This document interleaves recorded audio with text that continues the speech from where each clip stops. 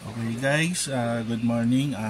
Tuturo ko sa inyo kung paano mag-rewind ng gauge 20, 10 turns.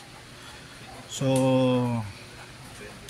marami kasi nagtatanong, maraming nagpapaturo kung paano daw ikamada yung gauge 20 kasi hirap na hirap daw sila. So, eto, gumawa na ako ng sample sa isang pace. Susundan na lang natin ulit ito.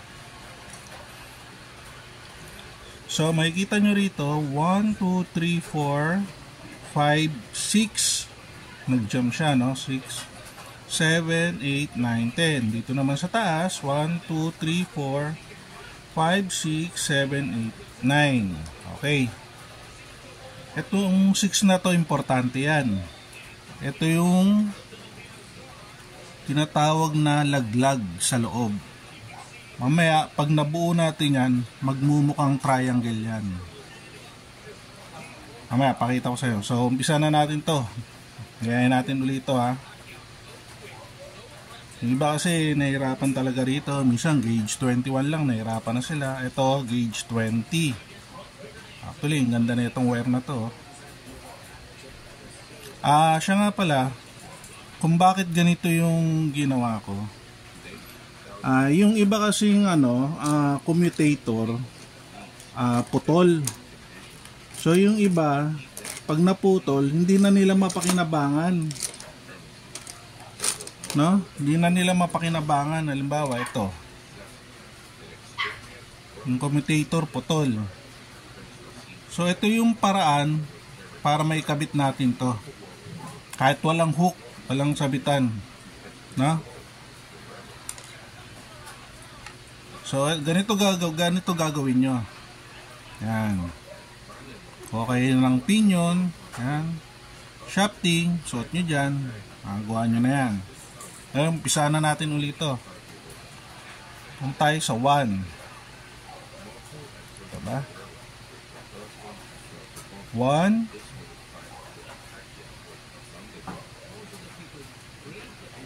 1 uli sa baba, 2 sa taas, 3 sa baba, 3 sa taas. Kung makikita nyo, puno na agad, oh.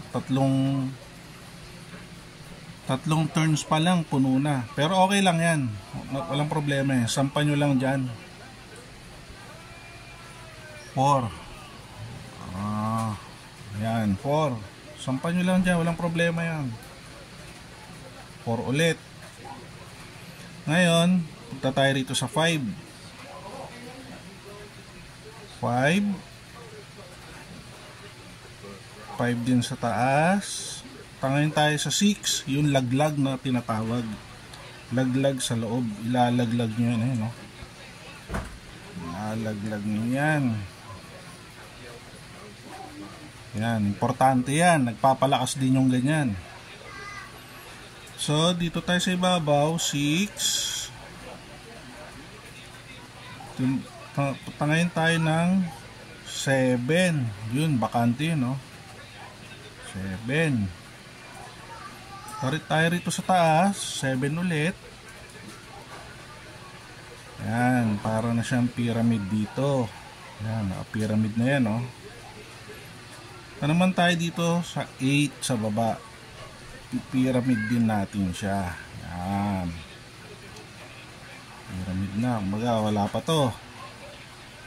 Wala pa yan. Ito, naka-pyramid na tayo. So, punta tayo sa 8 sa taas. Yan na. Yan na. Punta naman tayo sa 9. Ito, papatong nyo sa 4.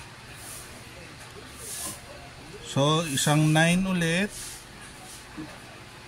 Ayan, kita nyo, parehas na sila sa ibabaw. Ayan, parehas na sila, oh. So, last 10.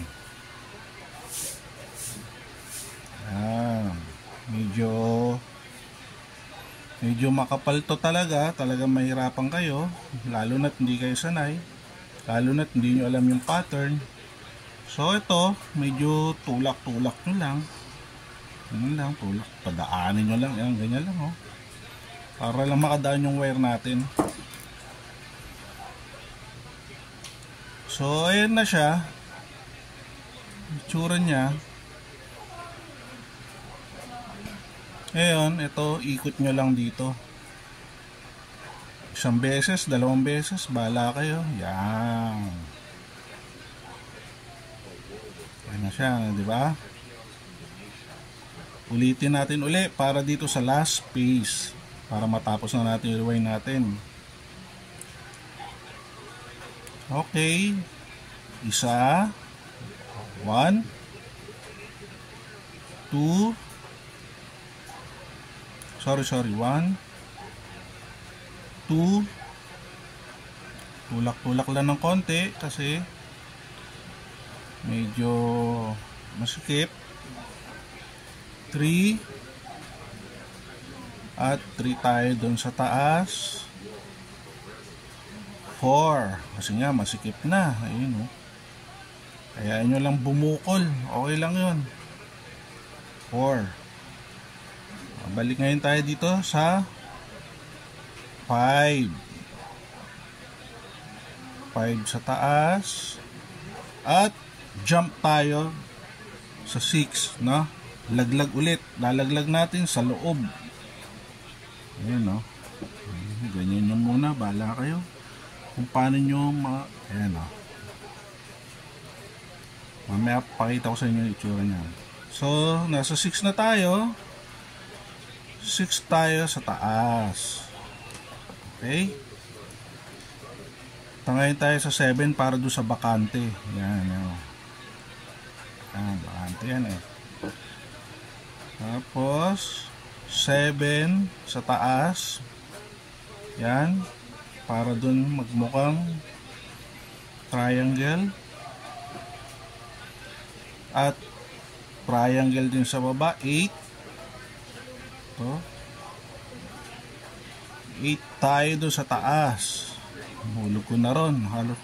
So, nasa ibabaw ng 4. Gagawa naman tayo ng 9. Lalagay natin sa ibabaw ng 4. Okay? Yan.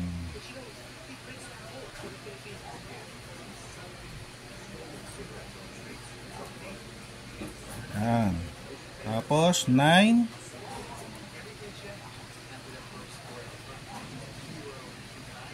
Yan na siya. 9. Ayan na itsura niya.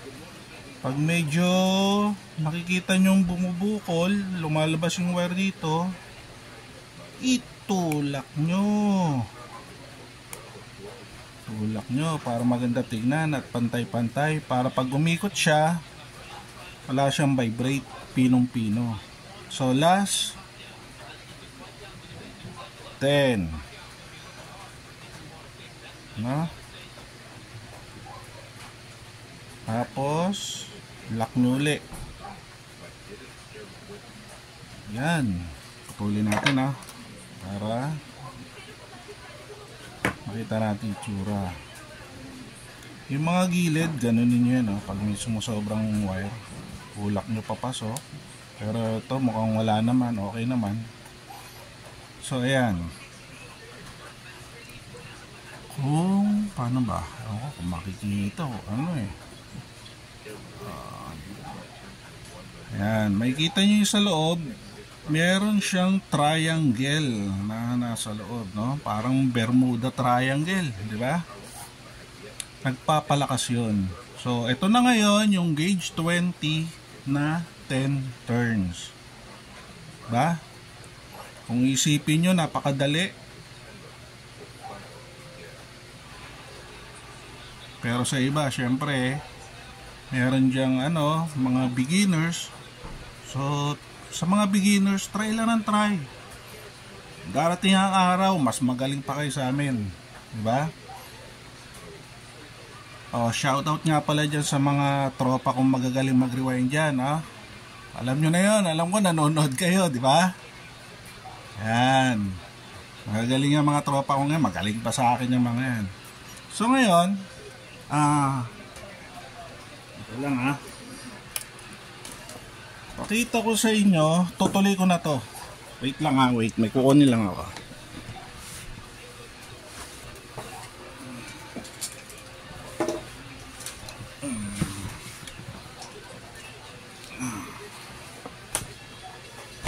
Ay, sorry. Ayan. Itong cutter na to, hindi ko napapakita kasi bawal to sa kay Facebook. So, kakaskasin nyo lang to, yung mga wire. Kakaskasin ko lang ha, wait lang ha. Hindi ko napapakita tong cutter, baka ma-penalty tayo ni ni Facebook. I-reject niya tong itong video to pagka nakita ko tong matalas na So basta kayasin nyo lang yung yung mga wire na na sinabit nyo pataas. Pero kung yung commutator nyo naman buo, merong hook, okay naman yun, kahit di nyo nagayain tong ganito. Ito ay paraan lang naman nung mga sirang commutator, yung mga sabitan, yung mga naputol. Madali kasi maputol yun Pero kami, kadalasan, bago pa lang kami mag-rewind, pinuputol na namin yun. Bakit? Kasi itong ganito pamamaraan na rewind na to, mas mas mahigpit kumpara ron sa nakahook. Sa nakahook kasi konting hila mo lang mababali yun Ito hindi, mas mahigpitan mo pa yung wire mo. Pakita ko sa inyo kung paano gagawin dito. So ayan na, kinayas ko na nakayas na siya para yung mga contact okay, puputulin ko na. Cut nyo lang yan. Cut nyo lang yan. Cut nyo lang yan. Tanggalin nyo to. Tapos, yung wire na yan, ito-twist nyo. Twist nyo. Twist nyo yung dalawa. Twist nyo ulit ito.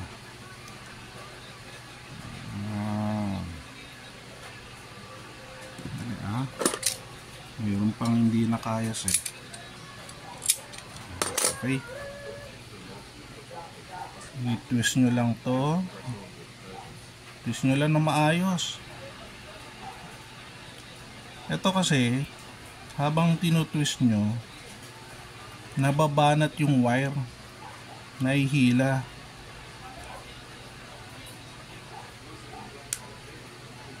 So mas gumaganda yung contact ng mga kuryente, yung mga daloy, at saka yung wire nyo maigpit. Pag umikot maganda. Kumbaga walang alog sa loob. So iikot siya ng pino. Putulin nyo yan. Putulin nyo.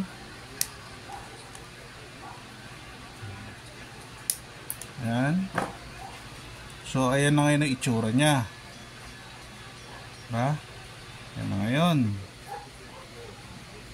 Ito yung rewind natin Ang ganda sa loob diba? Triangle. So ayan yung gilid. Ayan, gauge 20 to guys gauge 20. Ngayon, yung commutator nyong putol, tsaka nyo ngayon ilalagay yan. Ganyan. Pag nailagay nyo na yan, siyempre, yung sobra pang wire, sasako nyo na yan. Puputulan nyo ulit.